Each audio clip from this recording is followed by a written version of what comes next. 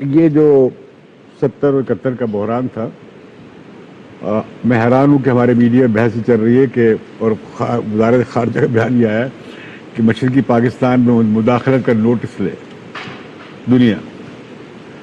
بڑا مذاق خیز بیان ہے یہ. جب ہندوستان کی فوجیں گئی تھیں، ہماری فوجوں نے ہتھیار ڈالے تھے، 90,000 قیدی بنے تھے، جنیوا ایکارڈ کے تحت سیریمنی ہوئی تھی پلٹن میدان میں، اور اندرا گاندھی کا پہلا مشہور انٹرویو اس پہ کہ ہم نے نظریہ پاکستان کو آج خلیج بنگال میں ڈبو دیا ہے.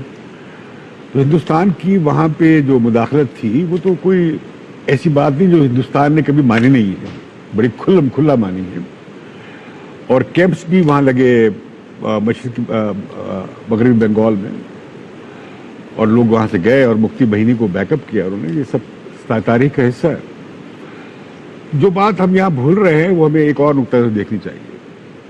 کیونکہ میں صحافہ کے حوالے سے انڈیا بنگلہ دیش، پاکستان بنگلہ دیش، پاکستان افغانستان، بھوٹان اور نیپال کے جو وہ باہمی تنازع تھے اس میں شامل رہا ہوں. ان کے حل کے لیے کوششیں ہم نے کی ہیں. یہ بنگلہ دیش کے نقطہ نظر سے بہت اچھے معاہدے ہوئے. مطلب ایک تو یہ بارڈر ایگریمنٹ ہوا، 162 کے قریب انکلیوز تھے، جس میں 50 انکلیو ایسے تھے جو انڈیا میں تھے، رہتے بنگلہ دیشی. 111 کے قریب وہ تھے جس میں جو بنگلہ دیش میں زمین رہتے انڈین سے.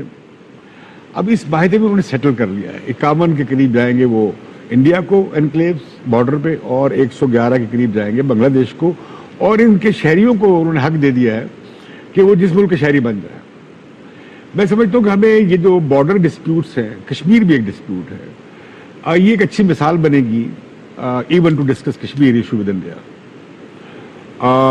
کہ انہوں نے ٹیریٹری کنسیڈ کی ہے، چھوڑی. But what about the water bit? دیکھیں نا، اب واٹر میں بھی یہ ہوا ہے کہ جو ٹیسٹا کا معاملہ تھا، یہ اس پر منموہن سنگھ نے بات چیت چلائی تھی اور معاملہ طے ہو گیا تھا. لیکن وہ مغربی بنگال کی ایک بڑی ٹریڈ یونینسٹ قسم کی چیف منسٹر ہے ممتا بنرجی، جو ترنمول کانگریس سے ٹوٹا ہوا ایک اپنی انڈیپینڈنٹ پارٹی ہے، اور جو اس میں بڑی نیشنلسٹ پوزیشن لیتی رہی ہے. وہ آئیں تو صحیح ڈھاکہ، اور وہ بس جو چلی ہے ڈھاکہ اور کلکتہ کے درمیان، اس کی انہوں نے انوگریشن بھی کی ہے.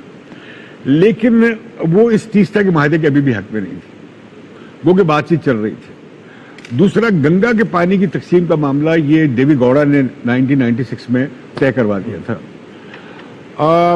جو بہت بڑا مسئلہ چلا آ رہا تھا بنگلہ دیش کا، کہ لوگوں کو کم پتہ ہے کہ جو بنگلہ دیش کی جو برآمدات ہیں ایکسپورٹس ٹو انڈیا، وہ ہے $50 کروڑ سے کم، جبکہ انڈیا کی جو فارمل رسمی جو تجارت ہے وہ ایکسپورٹس ٹو بنگلہ دیش، یعنی اس کی برآمدات بنگلہ دیش جو آتی ہے یا جو درآمد کرتا ہے وہ ہے $5 ارب، اور 6 اور 7 ارب ڈالر کے درمیان انفارمل ہے. مطلب 10 سے 12 ارب ڈالر، جو بنگلہ دیش کا بہت بڑا شدید اختلاف رہا ہے ہندوستان سے ٹریڈ ڈیفیسٹ کا. جو چیز ہمارے لیے سوچنے والی بات ہے، یہ تو ماضی پرانی باتیں ہو گئی کہ انہوں نے کیا کہا پاکستان نہیں پہ چلے. وہ کیا ہے کہ انڈیا، نیپال، بنگلہ دیش، بھوٹان، ان کے درمیان اب ایک کوریڈور طے ہو گیا ہے. یہ کوریڈور بننا تو پورے جنوبی ایشیا کے لیے تھا، لیکن ہم نے جو پچھلے ساک سمٹ میں پوزیشن اچھی نہیں لی تھی، ہم نے انرجی گریڈ کی مخالفت کی، ہم نے کنیکٹیوٹی کی مخالفت کی. اس پر انڈیا نے یہ موو کیا ہے کہ سارک کے جو 6 ملک جڑ سکتے تھے، وہ سری لنکا تو ہمارے ساتھ علاقے تک جڑا ہوا نہیں ہے، سمندر ہے بیچ میں، اور اس طرح مالدیو نہیں ہے. تو یہ جو 6 ملک تھے ان میں سے 2 ایک طرف رہ گئے ہیں، اب 4 آپس میں جڑ گئے ہیں.